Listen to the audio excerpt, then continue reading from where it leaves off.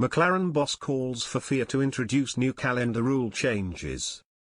McLaren CEO Zak Brown has called for the FIA to introduce a new system to annual F1 calendars.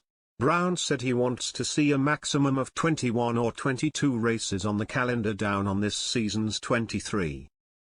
However, he has also called for a rotational system with different races every year. He said there should be some permanent fixtures which remain every season, but claimed around 8 tracks could make more occasional appearances. Speaking to Reuters, he said, "If you could wave a magic wand, I'd like to see something like 21 or 22 races.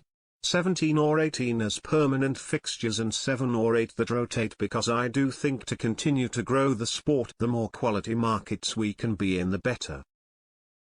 I'd love to see us be in 30 markets but race 21 or 22 times a year. I think there are A markets and B markets that we race in. Maybe your B markets should be every other year." His comments come a week after F1 announced they will be racing in Las Vegas from 2023. The new race will be held on the famous strip in late November. During coronavirus, F1 raced at several new locations such as Losail in Qatar and Mugello in Italy. Classic tracks such as Imola and Turkey's Istanbul Park circuit also made reappearances.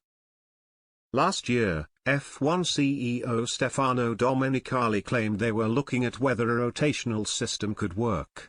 He said the US market would be ready for it, while F1 were also in talks with Africa and the Far East. Ahead of the new season, Domenicali reaffirmed there was enough interest in F1 for 30 races and doubled down on plans for a rotational calendar. He warned some existing circuits could be lost on a more permanent basis but may make occasional appearances. He said, "There are some promoters who have expiring agreements, and probably some of the current Grands Prix will no longer be part of the calendar. Others will remain but in a different form, such as rotating between different tracks. Soon the choices we are making will be announced, and you can expect some new Grands Prix. However, it is still not easy to plan everything in advance. We know we have to balance the arrival of new races with historic Grands Prix, and tracks that must continue to be part of our calendar.